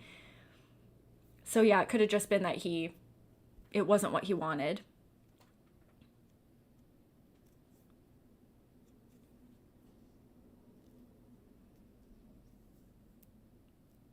I do remember something about the dad having a baby boy with his partner, and that's also an interesting thing. He leaves the daughters for the son, and there's so many themes of, you know,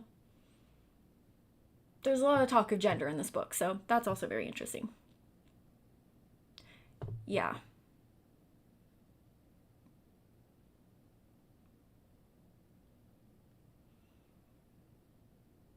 Oh.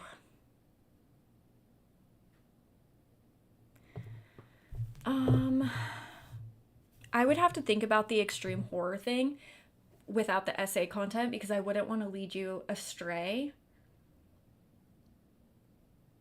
And I would have to really think about it and make sure, because that's something I wouldn't want to, accidentally slip in there. So I would have to think about that, but let me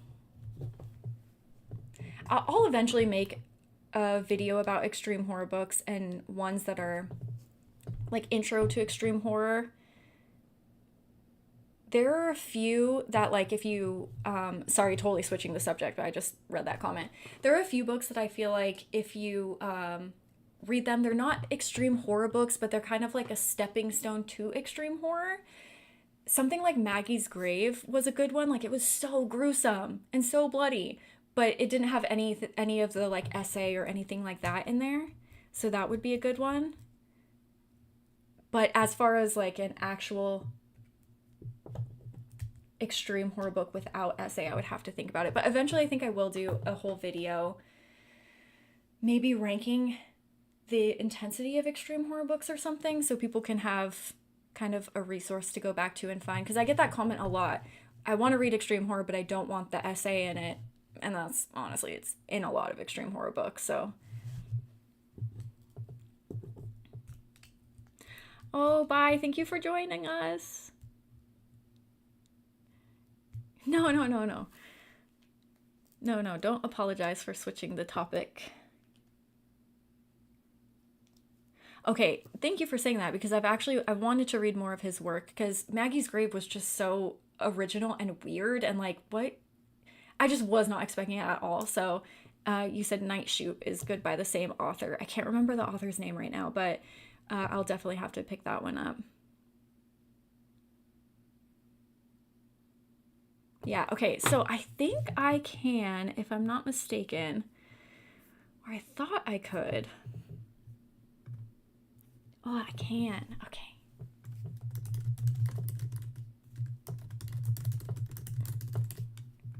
Can I do.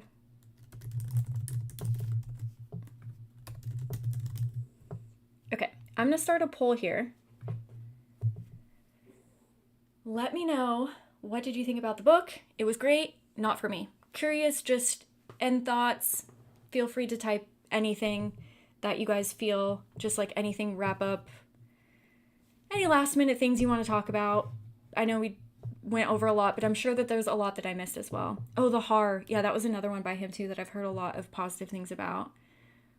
Rotten Tommy. I don't even think I've heard of that one.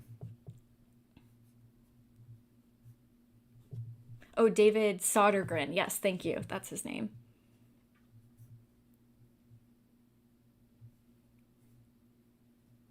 Oh no. Don't worry, we will do another stream. And I think that this just goes on my channel as a video afterwards, so you can rewatch it too if you missed anything. I think. Don't quote me on it. I'm going to try to make sure that it's up there, but I will do my best. Okay, okay, cool. Okay, so I promised that for the next stream, if we did do another stream,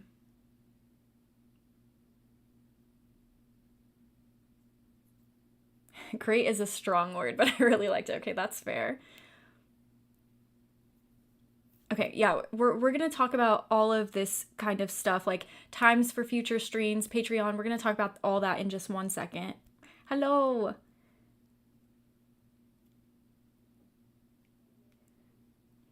Okay, yeah, that's fair. Yeah. So I ended up giving this book. I think I rated it on Goodreads 4 stars, but I think in my planner, because I mean, I rate books like a psychopath. I'm like 3.21 stars. Like I get very specific. I think I rated it like a 3.8 or a 3.9. I think the ending bumped it down to me, honestly. The ending had me confused. But after talking about it, I think that it probably was closer to like, yeah, a 4 star read for me. Yeah, I'm telling you, the eyes in horror books, they're my favorite things right now.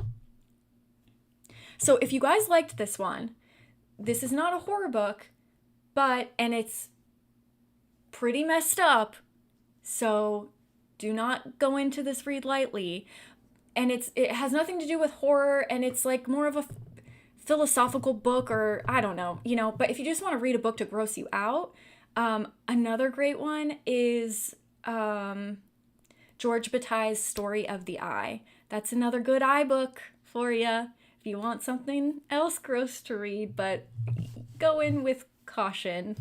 And it's not a horror book, and I don't know. I got some comments like, "Oh, this book, it means so much." And I'm like, "Yeah, but it's also just base level, like a really gross messed up story." So, if you guys want more eye stuff, and then I would also definitely recommend Mayfly 2.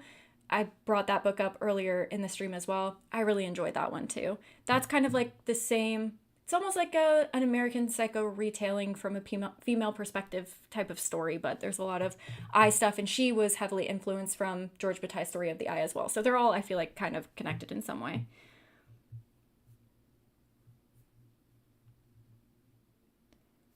Um, I rated it 3.75. Yeah. I gave it a 3. Yeah, okay. Interesting, very interesting.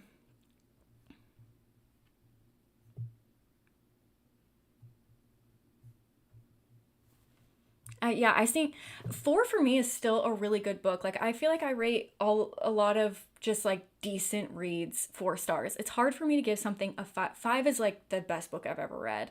So I rarely feel like I rarely give 5. But for me, a 3 star is like really bad. I think my star system is kind of messed up. But I think the lowest that I've rated a book is like a 3.5.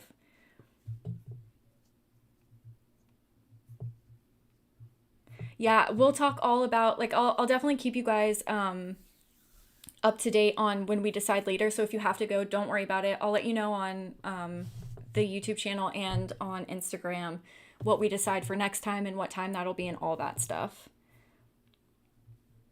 Yeah, body horror is just, oh, it's the best. I remember liking that one. Cold Eye, I'm gonna have to look into that. Good night. Thank you for joining us to this person that has to leave. Okay, so one person says that they really loved Dead Inside. Is there any other book you read that is like that? It's hard with a book like that because that book is so messed up. You know what's another really great, sorry, bringing back to the other comment, a really great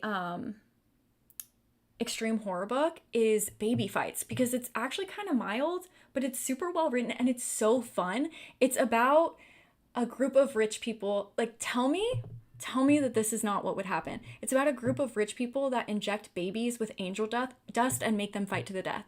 Tell me that rich people would not inject babies with angel dust and make them fight to the death. That is such a rich person thing to do.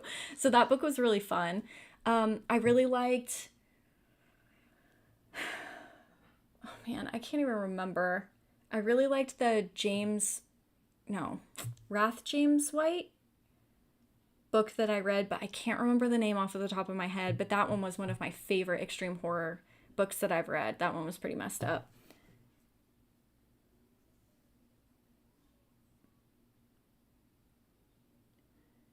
Oh, Baby in the Blender. Don't even remind me. Don't even remind me. That book was gnarly. That book still haunts my nightmares. It's, there are some extreme horror books that Dead Inside, I feel like there was meaning to it, Yes, it's there to gross you out and upset you, of course, but there's still meaning to it. But with Baby in the Blender, like, it was just there to make you want to vomit, and yeah, it succeeded. It's disgusting. It's true. I'm really rich and I do that all the time. Oh gosh. I have not read Consumed. You mean His Pain? Thank you. Yes, His Pain. Loved that one. Okay, hold on. Consumed. Oh. Consumed book. I'll have to look into this one. Okay, I'm gonna stop this poll because I heard that it's annoying on, if you're if you're on your phone. So it seems like most of you liked it. So whether it was great or, you still enjoyed it, that's good. I'm glad. So let's talk a little bit about the future of this. So how did you guys feel about this live stream? Is this something that you guys would be interested in doing again? Is this helpful? Do you like being involved in a conversation? I know that it's probably annoying if I stop and read the comments every 5 seconds. I'll probably get better at that, or I'll try. But yeah, let me know how you guys feel. Would you want more live streams in the future discussing books, like a live book club kind of thing? Okay. Okay, cool. Yeah, finding a book club too, especially with horror book clubs, because I was looking at book clubs in my town and they're reading stuff that's not really my style. So yeah, it's definitely hard to find like a book club to be a part of. So, but I'm really glad that you guys had fun and you enjoyed, and it was so cool, talking about stuff and learning about stuff that I hadn't even thought of. Okay, cool. Okay, so let's talk about the next one. Yes, the Black Farm, that is another one that I would recommend for like a starter extreme horror person. Sorry, we keep going back and forth. But with the Black Farm, there is some essay stuff, So I don't, so that one's a little bit hard to place because it's not crazy. It's just more in the beginning at the end that gets really gross. But there are some really messed up stuff in there. His Pain is, I really enjoyed that one.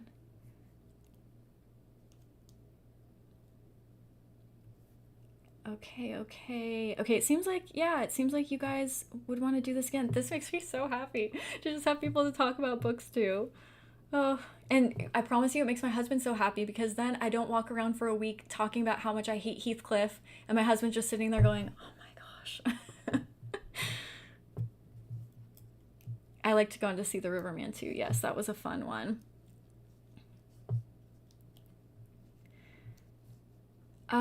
I liked the Bill Hodges trilogy. I really liked the first two. End of Watch, not so much, because the first two are grounded in reality. You have like a whole story based around these characters, and then the third one, he's like, just kidding, supernatural, and you're like, wait, what? So I didn't like that one as much, but I still, it was a nice wrap up to the trilogy, and I still did enjoy the reads.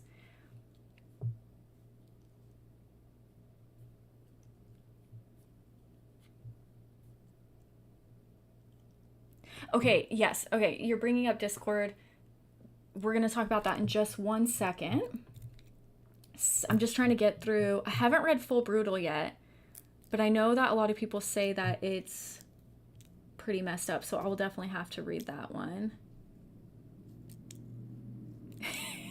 Heathcliff's always going to get a fuck you in my videos.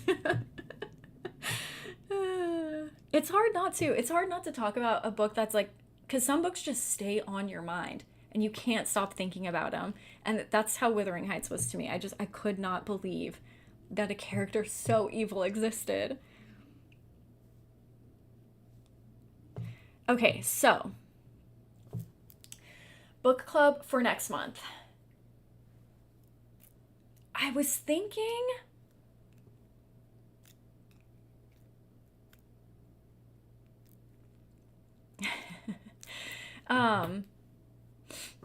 I mean, Wuthering Heights is a classic. It's definitely interesting. It's not my favorite classic novel of all time by any means, but it really does. I mean, Heathcliff is just, I just hate him. I just hate him so much. So it's one that I think is worth reading, but it's not my favorite of all time or anything. Okay, so a Halloween themed book. I was thinking of Dracula. That was my idea. But I really like books like this where you can sit and, dig under the surface and look at the symbolism and things like that. I've never read Dracula personally. So I don't know if that's how it is, and I don't know how it would be if we just picked a generic book and then we're like, oh, here's the plot. I feel like there has to be a little bit more to discuss. So how do you guys feel about Dracula? Has anyone read it? And is that something that we can kind of pick apart? Something Wicked This Way Comes. I mean, it's a fun read, but it just feels a little bit more like, I don't know, it's just about two kids. It's kind of coming of age. It just feels like a little like, I just don't know how much, again, that we could kind of like analyze that story, but it is a really fun read. And it's great for Halloween. If you guys haven't read it, it's a great read for Halloween. So that was my other idea. Oh, that's interesting. There's a free Audible of Dracula with Tim Curry. That's freaking cool. So this was my idea because I love these live streams, but I also want to make sure that if we do keep doing this, that we have new books, sure, but that we also incorporate books that you can get from the library, that you can get for free, just so everyone doesn't have to go out and buy a new book every month. I know that not everybody has the luxury of reading as much as I do, so I just want to make sure that I'm not forcing people to read. So I think a book like Dracula would be good because I know that you can buy it or like get it for free anywhere. I think there's probably even from like your library and stuff, but there's an app called, oh no. Okay, I'm gonna have to double check where the app is because it's not where it used to be, but LibriVox. They had Frankenstein for free on there. It's an audiobook. but they have a bunch of audiobooks that are for free. So I was thinking maybe we could do something like Dracula because this is a new book that just came out. People weren't able to rent it from the library. It's like, 30 books, a brand new copy. So then maybe we can kind of switch it up and do, oh, you know what? Carmilla would be a great one too. Maybe we could do a book that's more easily found. So you guys let us know. Let us know. It's just me. Well, me and Mosley. It's us. Okay, yeah, Carmilla is actually a really good one because there's a lot that you can analyze in that. Another vampire story. And that's a super quick, easy read too.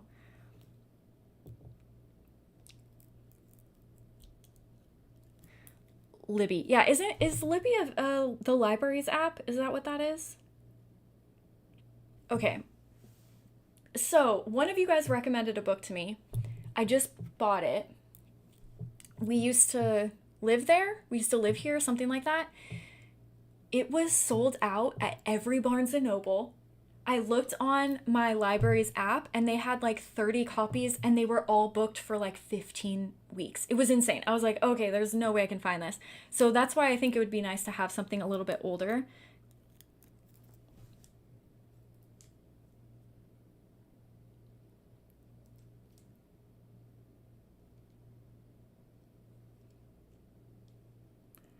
So, oh, it was you. It was you that recommended it. Okay, cool. Yeah, so anyways, I had to buy it from Amazon, which I was trying to just go to Barnes and Noble. And by the way, I was willing to drive like an hour to Ventura from my house to get it. I even saved it there. I hit the button and they're like, "Oh, just kidding, we don't have it." So, yeah, it was a pain to get. So, anyways, I'm just saying I want to get something that's a little bit more easily accessible to everyone. So then anybody who wants to join is able to.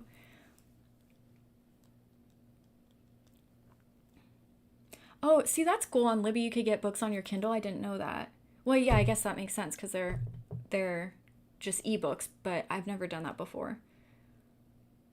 Probably because the only time I used it was before I even had a Kindle, so I was just reading on my phone. Yeah, I waited a long time. Even through Amazon, it took like a week and a half, 2 weeks to get here, which is pretty crazy. It's really popular on Book Talk, it said on the website. So I think that he's a brand new author, so like congratulations to him. I think it's a guy who wrote it. I'm not sure. I can't find it. There's just so many books everywhere. But yeah, brand new author comes out with his first book, blows up on TikTok, is sold out everywhere. I mean, that's amazing. So I'm very excited to read it. So should we do like a poll? So next one, question mark. Dracula. Dracula. Carmilla is a great one. Carmilla. That's another vampire story. They call it a sapphic vampire story, but I think yeah, I don't know. There's stuff that we can analyze. Oh, the Cask of Amontillado. That's my favorite. Yeah, Poe would be cool to read. We could also do that. Yeah, that would be great if we could do like a few Poe stories and do a live stream about that. If you guys don't want to read a full like Dracula, because I think Dracula is like 400 pages. What else? Let's see. I'm going to do a poll so you guys can vote and you guys can let me know. Oh, what's happening?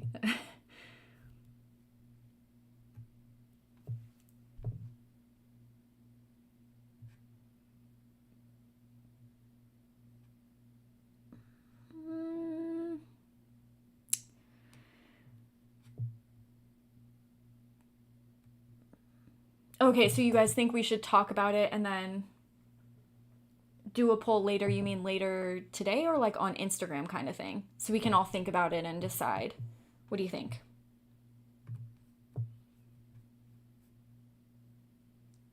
Why not think of a couple options and set up a poll later? Because I could definitely do that on Instagram and we could talk about it there.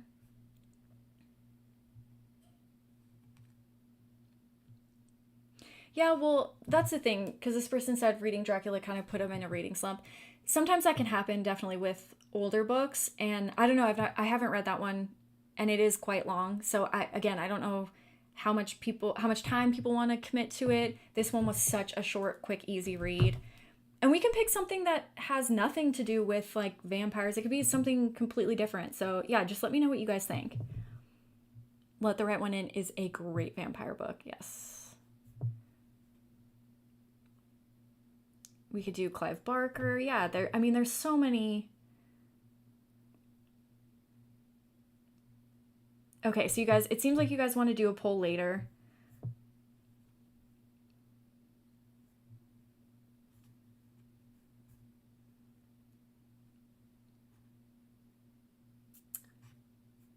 Oh yeah. I'll do one on YouTube too. It's just going to be hard. It's just so much easier on Instagram, but yeah, I'll do it on both, and yeah, we'll figure it out. The other thing I wanted to talk to you guys too is about Discord and Patreon. So we'll talk about books, and we'll do the poll, and we'll do all that at a later time. We don't have to decide right this second. But it's good to know that a lot of you guys are interested in Dracula if that's what we do choose. But I also wanted to talk to you about Discord. So I have tried to figure out Discord for a very long time. My husband, yeah, and that's another thing too, is like Poe, you can get that anywhere. You can get a huge anthology and then you'll have everything, or you can get it from the library or whatever. It'll be an easy one to get.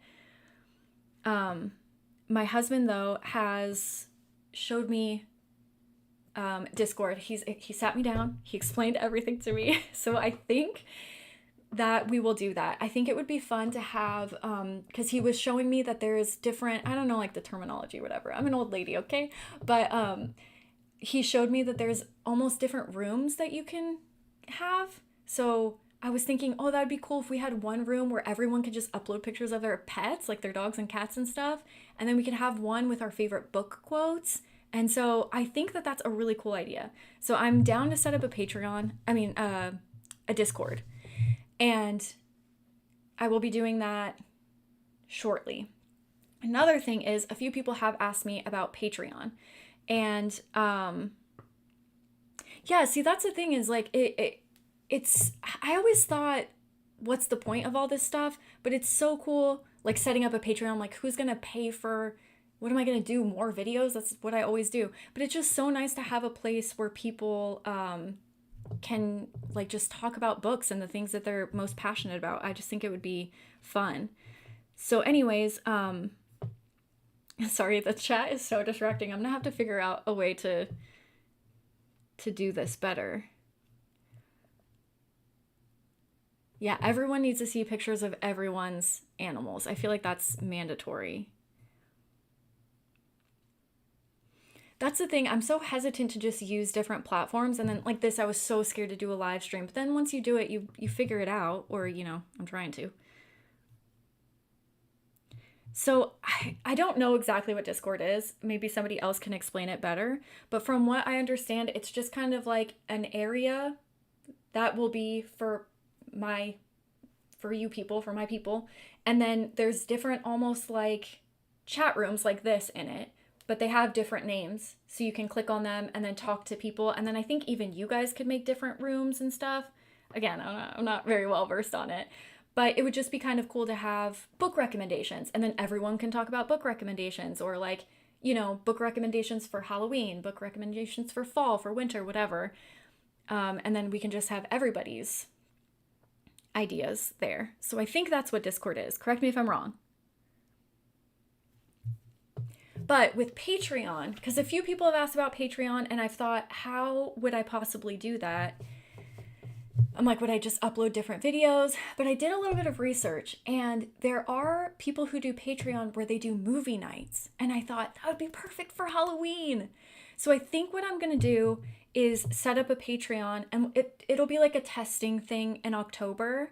And I think I'll do one each week in October, where it'll be a movie night where we can sit and watch a movie together. And then I'll do 2 earlier streams in the day and 2 later streams in the day, like 2 whatever day you guys pick, Sundays or Fridays or whatever. So that way we can account for multiple time zones. I know a lot of people in the UK were upset that, not that they were like, oh, I can't make it, but they were just like, oh, that sucks, I can't make it to your stream. So yeah, I will be alternating stream times on YouTube as well. But I thought that that would be fun, a movie night. So if that's something that you guys are interested in, I'll keep you updated on that. Um, yeah, and I mean, yeah, that would just be like a few bucks a month or whatever, the Patreon to do the movie night. So I don't know. It'll be something to look into. I'll have it up October 1st because I won't do anything until then. And then, yeah, if you guys want to do movie nights, then we'll vote on movies and pick them. And we'll do all different sorts of things. So we'll do more intense movies and then we'll do more lighter ones. Maybe we'll even do documentaries. I don't know. But I just think it would be fun. It's like a book club, but it's a movie club.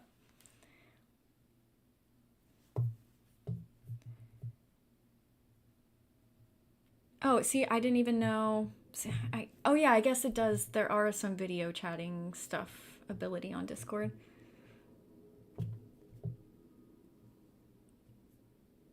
Yeah, that's something else too, because I've definitely, every question you ever ask on the internet, there's a Reddit post for it. And sometimes it's like best horror books that this, and you look and there's three answers. So yeah, it would be nice to have, and you guys always have great recommendations. You guys have introduced me to a lot of really great books.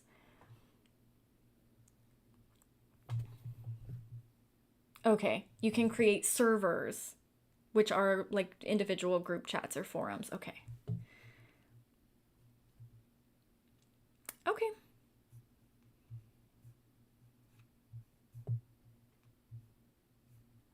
Oh, interesting. Oh, you can stream in Discord. Didn't know that.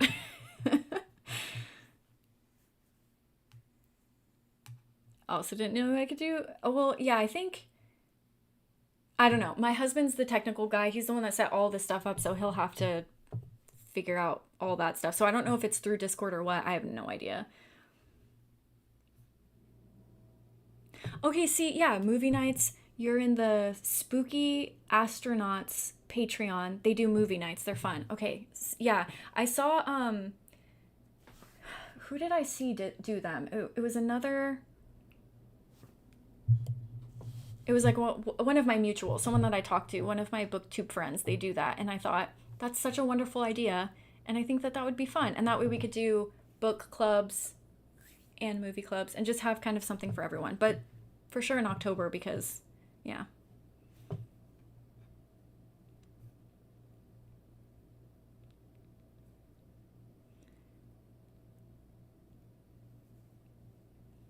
Okay, that's good to know.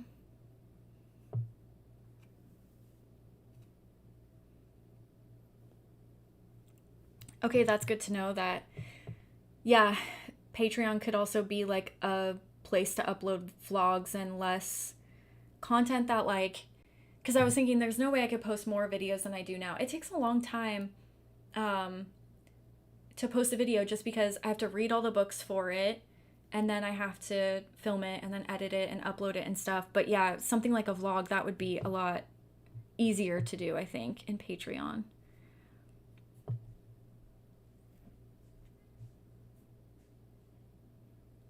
Um, yeah, maybe we could even try out some games. I don't know. I'm not very good at them. You guys would just laugh at me. I seriously just run into walls the whole time, but yeah, so I think that's kind of the plan for October. Oh yeah, now I'll have to play Elden Ring with you. Now that I know what it is. Okay, any are there any other questions, comments, concerns, anything else that we need to talk about cuz I think we wrapped up everything. I think that was all my points that I had.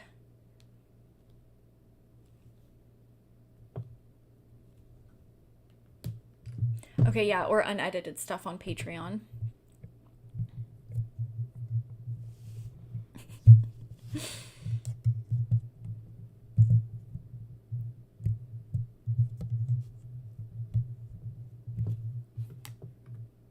Oh, okay. But yeah, so I think that's the plan. The only thing is for the next live stream, that's kind of why I wanted to do a movie night, because I have to give everyone at least a month to read a book. So the next live stream probably won't be until November, because I'll give you guys all of, unless we do Edgar Allan Poe stories or something shorter, or even I guess Carmilla, but that's still like, I just want to make sure that people have enough time to read.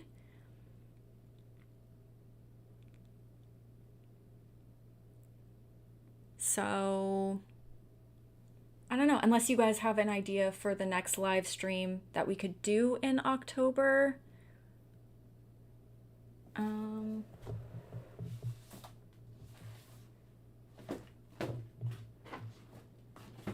I thought I had that one right here. I have Hog. That's the one I have on my Kindle. I haven't read it yet, though.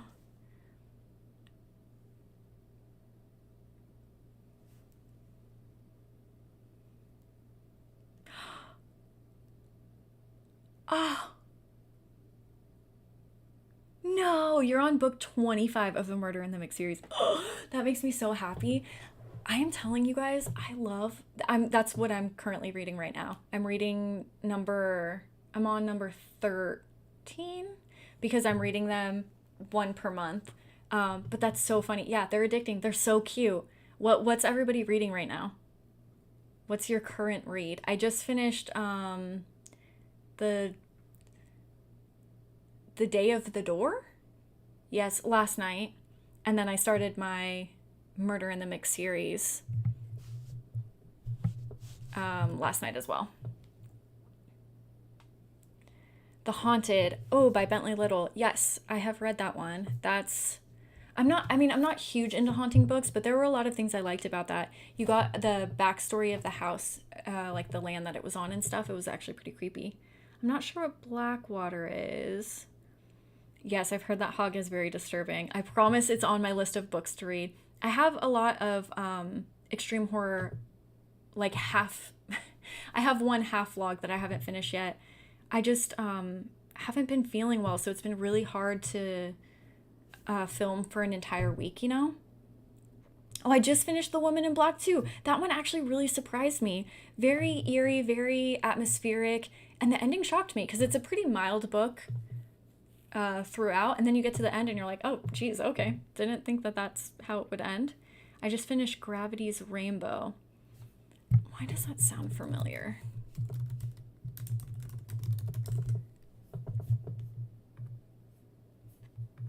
Maybe somebody recommended this to me once. Gravity's Rainbow, but I haven't read that. Oh no, I can't find you guys. Oh, there you are. Okay.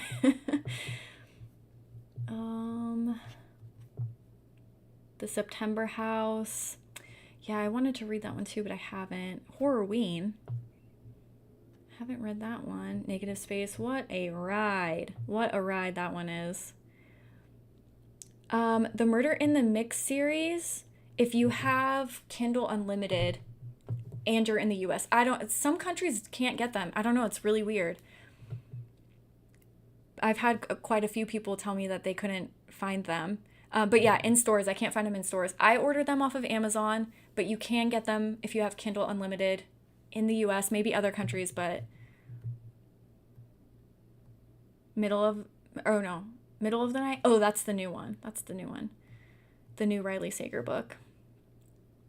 The Night Guest, The Butcher Game, Exquisite Corpse, Home Before Dark. You guys are reading a lot. Oh, this one. I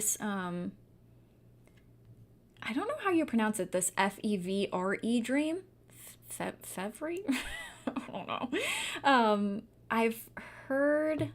Is that one of you guys recommended that one to me too, and it was on a list of books. And you're doing House of Leaves. Ooh, good luck to you. Episode 13. I've wanted to read that one. Oh, good. Used to Live Here, super creepy. That makes me happy because I have it. I'm going to try to read it before the end of the month. The Boy in the Box. Oh, story collection. Interesting. The Midnight Feast. My God, I loved that book so much. It was such an interesting thriller book, so intricate and a lot of themes wrapped around, and there was a lot of like folklore-y, almost horror elements to it too. I liked that one.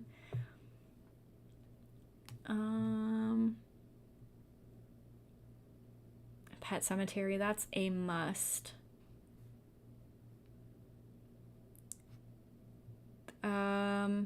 Survive the Night, I think is the one where they're on a road trip.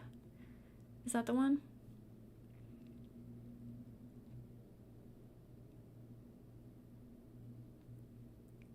Oh, maybe. Oh, yeah. No, I feel the same way. The only reason why I read the Murder in the Mix series was because I made a video reading fall cozy mystery books just for fun, and most of them were so silly and just not my thing. And then I read this one and I'm like, "Wait, why did I actually enjoy that?" And it's so nice to just have a book that you can relax with that's just kind of like a silly fun time, you know? Oh, we had to take Marlo to the hospital, to the vet last night, and it was just stressful, and so I was like up with her a lot of the night making sure she's okay. But yeah, and then I just got in bed and you just get to relax and go to Honey Hollow. It was very nice. Blackwater, I'll have to look into that.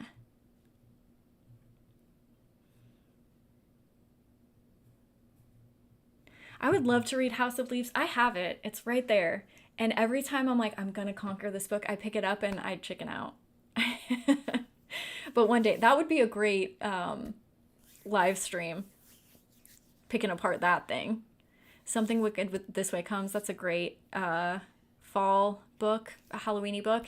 Same with The October Country. That's a really great, cute little short stories, Ray Bradbury short stories that get you in the mood for fall. Oh, today's the first day of fall. Happy first day of fall. Everyone on this train is a suspect. Ooh, that sounds interesting.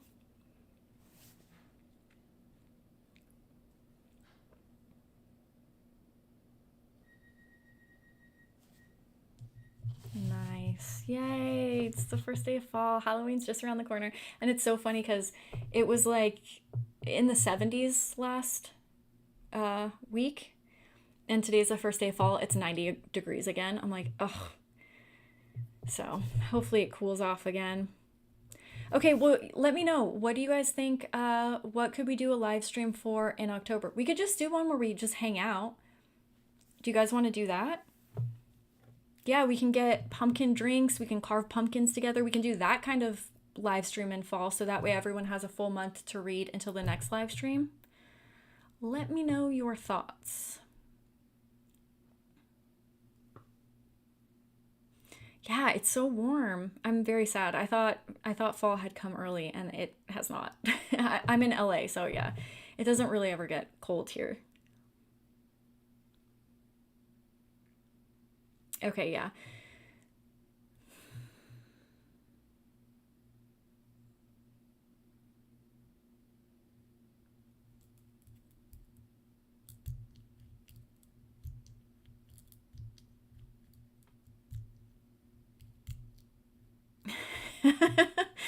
It's this person said TJ Maxx put Halloween away and Christmas is out. Pissed me off. That's great. That actually is a bummer because somebody else had gone to one of those types of stores like Ross or TJ Maxx or something and they found something really cute. I was like, oh, we should go look. But yeah, Christmas is upon us, unfortunately. Okay, yeah. Okay, then October, let's do just kind of a hangout one. And then in November, we'll pick up with the book streams again. That'll be fun. Yeah, we could do Halloween crafts. We could do all sorts of stuff. That is true. Yep. Yep, it's always on to the next thing. What will people buy? Just yeah, forcing people to buy stuff for the next holiday.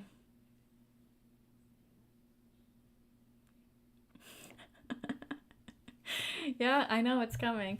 And that's fine for people to celebrate Christmas, but celebrate November 1st, you know?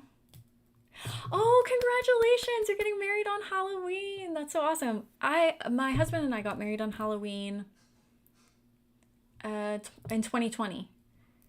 And then we had our actual wedding the year after. That's really cool. Congratulations. Yeah, I'm not a big Thanksgiving person. It's just, it's okay. But I do enjoy celebrating fall and then, waiting until December for Christmas. But I know a lot of people like to decorate and be happy. So no problem with that. If I'm completely honest, we had a little snowman made of wood, and I just moved it a few days ago. It was on my fireplace this whole time since Christmas. So I really am not one to talk. My house is confused, but nobody knows what month it is over here.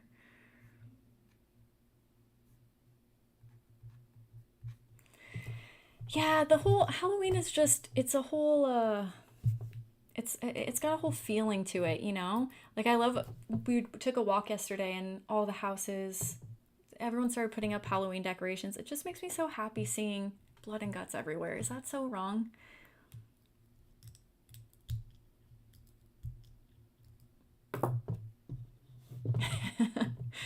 Okay, cool. Then I will figure out the next day for the live stream. It'll be before Halloween, maybe like the week before. So maybe on the 20th, maybe. And then I promised my UK/Europe people that the next live stream will be earlier. But I don't know, we'll see. We'll see about that one. And then we'll figure out the book. Might be Dracula, but I'll take a few quizzes and I'll get a list together of a few different books. And then you guys can vote and tell me which one your favorite is. And we'll go from there. Thank you so much for hanging out with me and talking about The Eyes Are the Best Part. This has been so fun. I've really enjoyed this. This has been really nice. I was really nervous, but this has been really fun. Yeah, I'm so glad. Thank you guys so much for coming and being a part of it and chatting and giving me your insights on the book. This was so fun. Cool. Okay, then get your pumpkins ready and we'll do a pumpkin carving night sometime in October. And then I'll give you guys more updates either in my videos or on the community tab thing on YouTube or on Instagram or all of them. Okay, awesome. Thank you guys. Thank you for being here. And I will see you, I'll see you next time. Well, I'll see you Thursday for the next video that I post. So I think I have an idea for it. So hopefully I can get this video worked out. I'm excited to share it with you. So thank you guys. Thank you, thank you, thank you. And I will see you all at a later time. Bye, everyone.